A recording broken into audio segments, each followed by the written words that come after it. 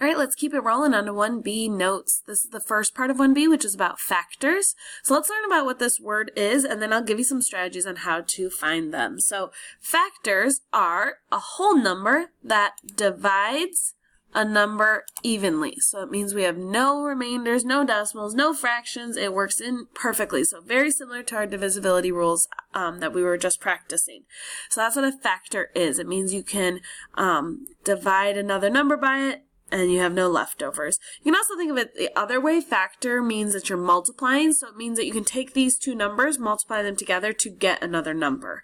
Okay, so I'm not going to spend too much time talking about all this because I'm going to show you in some mini lessons too, but if you're ahead, you'll notice that we have some things called factor teas, and those will be helpful if you are someone who struggles with your multiplication facts. You can use those to help list factors and learn about whether or not a number is a factor of another number. You can also use the multiplication charts to help check to see if that number goes into another number, okay? But we're going to try and use our multiplication facts first. Then if you need to try those factor teas or multiplication charts, feel free to go use those. They're on the side table as needed, okay?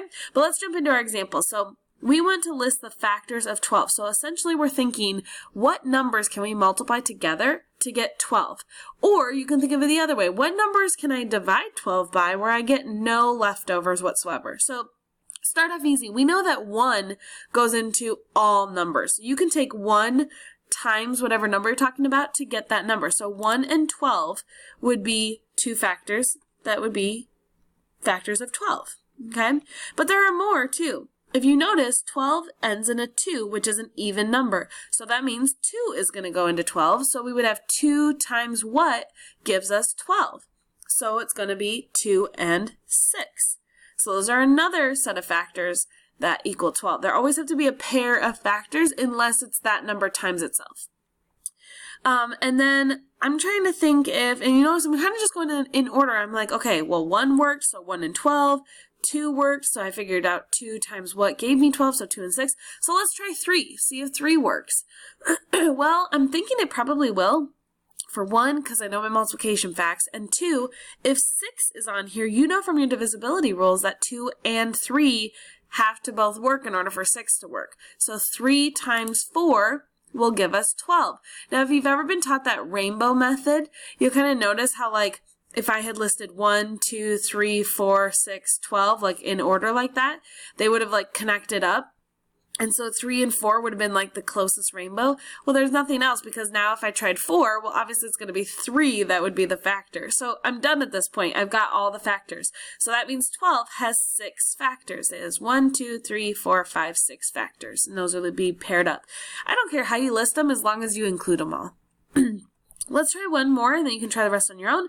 So we want factors of 35. Again, start off easy. You know that 1 goes into all numbers. So 1 times 35 is going to be 35. So that would be 2 factors. Well, now if I think about 2, 2 is not going to work because 35, it ends in a 5, which is not an even number. So 2 is not going to work. If I try 3, if I take 3 plus 5, that gives me 8. Well, 8's not divisible by 3, so that's not going to work.